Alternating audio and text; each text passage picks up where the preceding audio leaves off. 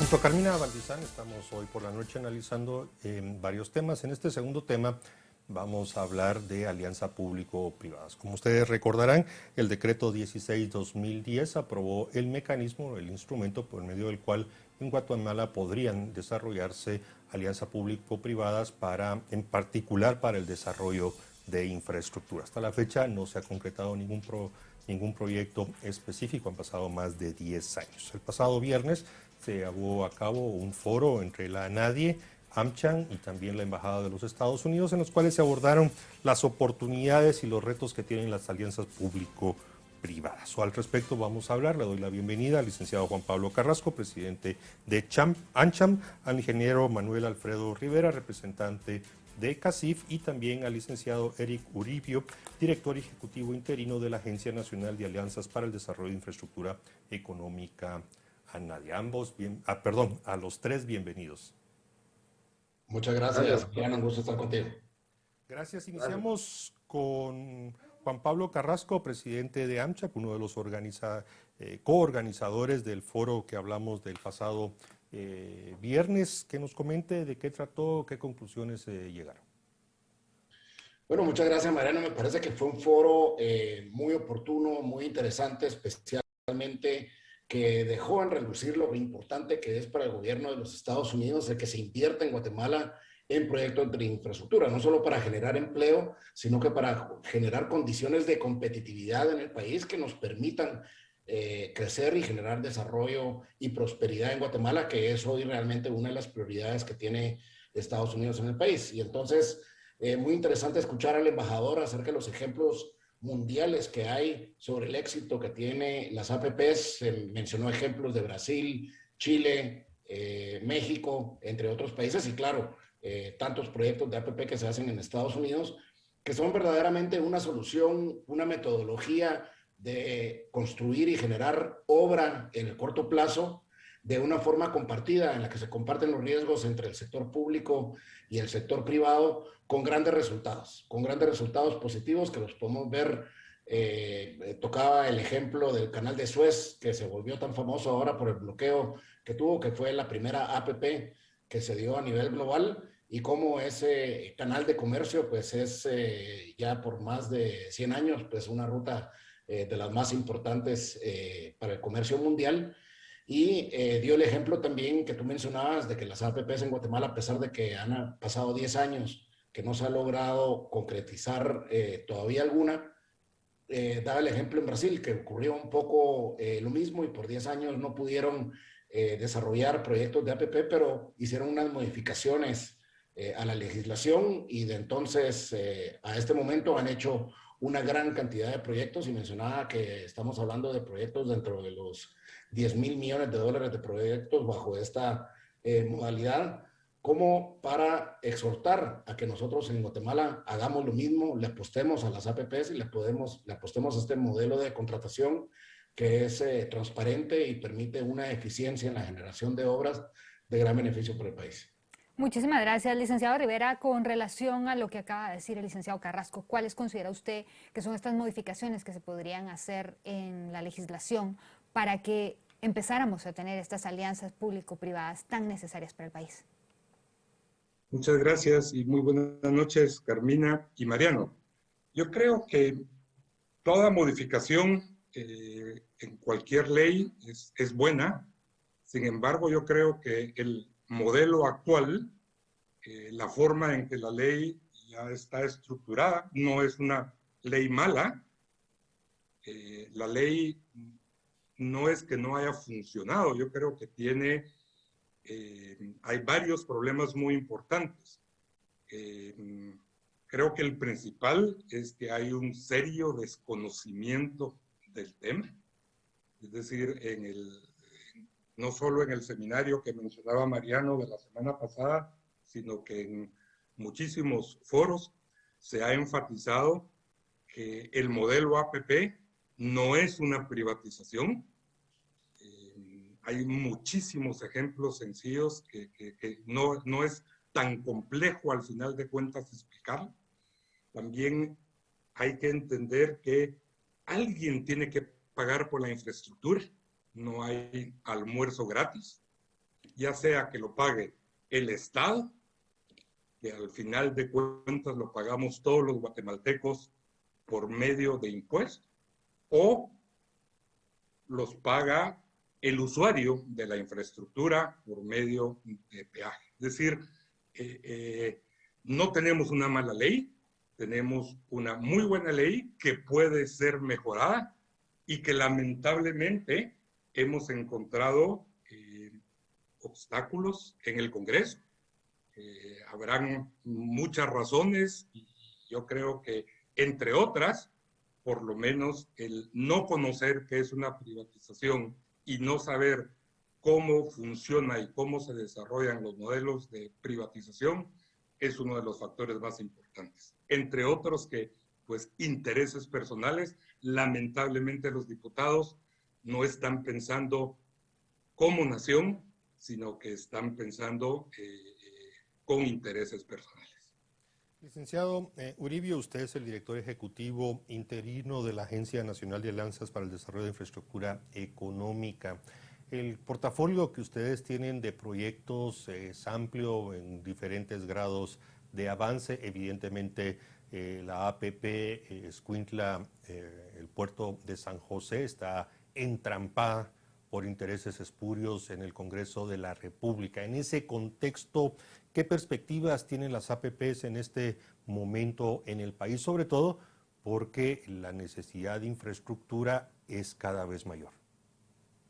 Pues sí, muchas gracias por el espacio. Sí, efectivamente, nosotros tenemos una cartera bastante amplia en el sentido de los ámbitos de acción, que es básicamente la agencia puede estructurar cualquier proyecto con excepción de temas de salud, educación y agua.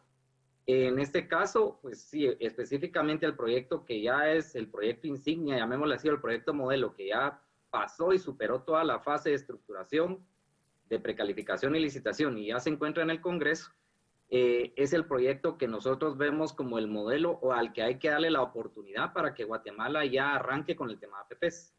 Como se ha hablado, digamos, no solo en algunos otros webinars que hemos desarrollado, sino en este último, se enfatizó esto. Muchos países costó que empezaran con el primer proyecto, pero arrancado ese primer proyecto es donde ya se logra que la población pueda ver los efectos demostrativos de este tipo de proyectos. Entonces nosotros le apostamos mucho que la alianza público-privada, máxima en este caso, porque es un proyecto autosostenible, se va a pagar con los ingresos propios que genera el proyecto en este contrato de 25 años, se puede evidenciar esto de que se puede lograr hacer infraestructura donde se invierta, va más allá de una simple reparación. Este proyecto es otro tema que, como bien mencionaba el ingeniero Rivera, hay que entenderlo. El proyecto no solo es un recapeo, este es un proyecto que pretende modernizar y volver todo esto, pues ya una autopista, pasos a nivel y muchas obras complementarias, pero básicamente las APP se encaminan a que tenemos que tener estos proyectos demostrativos, avanzar en este caso con las posibles reformas a la ley que ya se han planteado desde el seno del Consejo de la NADIE, y de igual manera nosotros estamos trabajando en identificar nuevos proyectos. Esto en aras de que pues, el país pueda accesar a más infraestructura y a proyectos que le permitan al Estado reducir recursos de inversión. Gracias, licenciado Carrasco. Con relación a lo que nos decía el licenciado Rivera, yo sí estoy de acuerdo también en que hay como mucha desinformación y también mucha manipulación política, puesto que depende el proyecto, uno escucha a los diferentes actores en Guatemala y todos hablan de estas alianzas público-privadas, pero a la hora de que se dan estas concesiones y se quiere trabajar en ellas para que se trabaje en conjunto, pues entonces todos se oponen y a nadie le gusta y llegan a una población que ya había dicho que sí, entonces dicen que no. ¿Por qué? Yo siento que más que la ley es este juego político que se está dando en este país. Sí, Carmina, efectivamente, y como usted bien lo dice, realmente no se trata un tema de qué es lo que quiere la población. La población está clamando a gritos una infraestructura vial mejorada y realmente lo que quiere es soluciones y que el Estado cumpla con su papel de suministrar este tipo de soluciones. Es decir, yo creo que no hay debate entre la población respecto a la necesidad de obras de infraestructura de calidad. Si nosotros vemos en los últimos 20 años, ¿cuál ha sido la gran obra de infraestructura que se ha hecho en el país? Solo una, la del libramiento a Chimaltenango.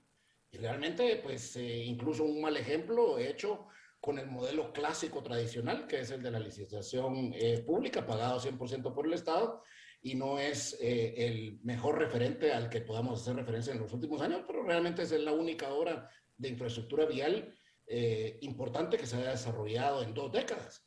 Entonces realmente ya el método de contratación tradicional estamos viendo que no está funcionando, se están haciendo únicamente chapuces, arreglos, chapeos, como mencionaba el licenciado Uribe, y este es el momento de pensar realmente en hacer obras que transformen el Estado, obras que realmente tengan un impacto a largo plazo en la competitividad del país, en el desarrollo del país. Sin infraestructura no vamos a lograr realmente nunca descollar económicamente. Y esto no se trata únicamente de un tema económico. Esto ya estamos hablando de un tema de libre locomoción. Es decir, nosotros no podemos decir que en Guatemala tenemos libre locomoción con el estado que tienen las carreteras actualmente que tenemos en el país. Entonces, si nosotros vemos la cartera de proyectos que tiene ANADI, que como bien dicen, el primero es el que más cuesta. Si vemos este proyecto que es de Palín a Puerto Quetzal, la magnitud de la obra y el impacto que tendría de largo plazo en el país, si esto se lograra materializar, yo les apuesto que aquí en Guatemala se vuelve como Chile, Brasil, Estados Unidos, que el concepto de alianzas público-privadas son comunes. Si aquí no estamos hablando de algo extraterrestre, esto es algo común que se hace en toda Latinoamérica, se hace en Europa, se hace en todo el mundo. No es algo que debería tener un gran debate político de hacer. Lo que pasa es que bien lo dijo el licenciado Rivera y es un tema que lo hablábamos en el foro, un tema de conflicto de interés. El conflicto no es social, si lo que queremos decir, que hay otros temas, por ejemplo, que sí generan polarización y si hay, digamos, debate entre las sociedades, si se hace o no se hace. Este no es un tema de esa índole. Este es un problema que está en una sola institución del Estado de Guatemala, en uno de los 3 poderes del Estado de Guatemala, que es el Congreso de la República. Y ahí está donde está el cuello de botella, y hay que llamarlo por su nombre, que es un tema de conflicto de interés, si lo queremos poner elegantemente de alguna forma, el que está evitando que estos proyectos se lleven a cabo. El contrato de Palín a Puerto Quetzal, lo decía el embajador, lo dice cualquiera viéndolo desde afuera y lo dice cualquiera viéndolo de adentro, es lógico que hay que hacer. No es un tema de conflicto social, el que está haciendo conflictos sociales porque está queriendo generar zozobra para jalar agua para su molino, como se dice. Entonces, el problema está ahí. Ingeniero Rivera, usted en su momento estuvo cerca de la formulación del decreto 16-2010, eso es parte de la historia. Hay que decir que a pesar del gobierno de la UNE, se logró aprobar ese decreto, pero fue precisamente la UNE que puso algunas condiciones que hoy entrampan las cosas. Por ejemplo, esa condición de que tiene que ir al Congreso para aprobación o improbación un contrato, aun cuando no existan recursos públicos involucrados. Hoy vemos que de los que se oponen precisamente son grupos de la UNE. Entonces, usted ya lo anticipó un poco en su respuesta anterior. ¿Son esos intereses perversos los que impiden el desarrollo de infraestructura en Guatemala? Sí, yo creo que definitivamente esa es, si verdaderamente se entendiera lo importante que es la infraestructura, lo que genera la infraestructura, pues lamentablemente cuando se pensó en la ley, se pensó que el que fuera al Congreso le daría certeza jurídica al inversionista. Y al final de cuentas está ocurriendo todo lo contrario, pues, es decir, lo que era una presentación de un plan de nación, que un inversionista se sintiera verdaderamente seguro de la certeza, al final de cuentas nuestro Congreso está haciendo todo lo contrario. Y es importante mencionar, Mariano, que todos los congresos, todos los proyectos que pasan por la agencia tienen que tener 2 características muy importantes. Tener un TIR financiero positivo para que el inversionista, y demostrarle al inversionista que si invierte y si va a sacar plata de su bolsa para hacer infraestructura, va a tener una rentabilidad. Si no tiene un TIR financiero, el proyecto tiene que ir por otro camino. Y también importantísimo es que tiene que tener un TIR social positivo. Es decir, toda infraestructura genera cierto modificación al modo de vida, a la infraestructura. Van a haber aspectos positivos y negativos que genera cualquier infraestructura. Y hay que sopesar los pros y los contras. Pero al final de cuentas, si no se obtiene un TIR social, no me voy a preguntar cómo se determina el TIR social, porque necesitaríamos prácticamente un par de programas para poderlo explicar, pero si el TIR social no es positivo, el proyecto no pasa. Es decir, no lo aprueba a nadie y eso está en la ley. Si el TIR es negativo, digamos, puede haber un proyecto súper rentable, pero va a ser tanto el daño social que cause que definitivamente no se puede seguir adelante. Si el TIR es negativo, hay dos cosas que aún se pueden hacer. Una es que el gobierno decida hacerlo, pues no va a ser financieramente rentable, pero es tan rentable socialmente que hay que hacerlo. O el otro camino es que hagámoslo, que se vuelva positivo. Y ahí es donde o el gobierno invierte o hay que dar cierto pago al privado. Y lo triste es que tanto en el proyecto de la carretera Puerto Quetzal-Escuintla como el proyecto del aeropuerto, el gobierno no tiene que meter un solo centavo, sino que al contrario va a recibir del privado. El riesgo, la inversión, la rentabilidad obviamente es del privado y el gobierno solo recibe réditos. Hay otros proyectos donde es tan alta la inversión que no hay forma de que se vuelva positivo el rendimiento si únicamente invierte el privado. Ahí es donde se requiere del apoyo del gobierno. Pero estos dos proyectos es importantísimo que al Estado no le va a costar un solo centavo. Entonces, no hace mucho sentido cuando se oyen aquellas expresiones de aquellos diputados que, como usted menciona, son hoy los mayores opositores al proyecto y dicen es que hay que pagar peaje. Se ha demostrado que hoy por hoy cuesta más que lo que podría costar el peaje, el transitar en la carretera Puerto Quetzal-Escuintla en las condiciones que está. Y eso está técnicamente demostrado. Gracias, ingeniero. Llantas, gasolina, repuestos, no digamos un accidente y una vida humana que no se puede calcular. Gracias, ingeniero Rivera. Quisiera que le diéramos la palabra al licenciado Uridio, puesto que ustedes están en una posición de apoyar. ¿Qué podemos hacer para que esto pase? Posiblemente cuando el primer proyecto se dé y la población vea que de verdad funciona, va a haber más aceptación, porque los diputados están respondiendo a intereses, pero están manipulando a la población definitivamente. No es solo que el Congreso no quiera, es porque saben que mucha gente respalda que el Congreso no quiera, porque tienen miedo y que se va a privatizar, etcétera, etcétera, etcétera. ¿Cómo podemos mejorar esto? Pues bueno, hay que mencionar algo que salió en el foro. Realmente uno de los comentarios y opiniones que salió en el foro es, al final, somos nosotros los ciudadanos que tenemos que demostrar que necesitamos esa infraestructura. Como bien mencionaba el licenciado Carrasco, eso es importante. Si nosotros mismos no pedimos y no visualizamos qué es lo que queremos como país, nunca lo vamos a lograr. Como también decía el ingeniero Rivera, también está este tema de que los proyectos que se están estructurando desde la NADI están buscando, pues, no solo defender los intereses del Estado, sino que también del inversionista que va a venir a apoyar al país para esa inversión.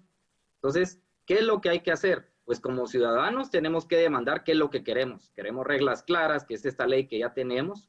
Yo también me uno al tema de decir, nuestra ley no es que no es perfecta, pero son aspectos únicamente los que hay que mejorarle.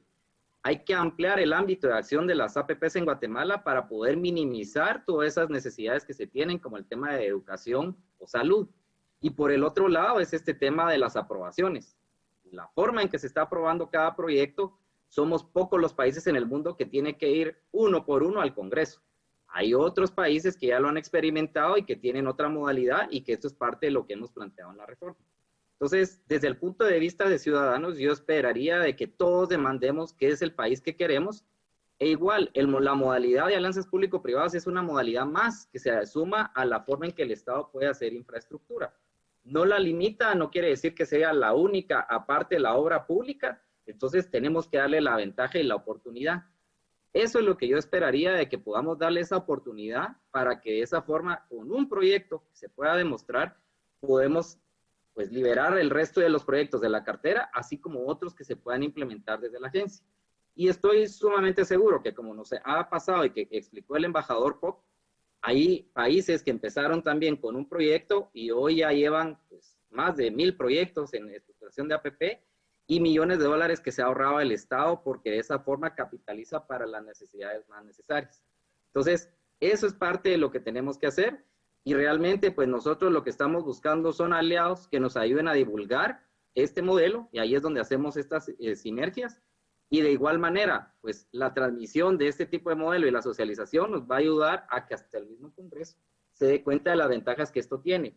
No compite porque la necesidad de infraestructura del país es tan grande que hay muchas formas de hacerlo. O sea, la necesidad solo en infraestructura en carreteras, tenemos una gran demanda, estamos igual en puertos, aeropuertos y el resto de infraestructura. Entonces, con este modelo se va a minimizar lo que el país quiere y lo más bonito de todo, la APP permite que sea un paquete, no solo la infraestructura, sino es el servicio asociado.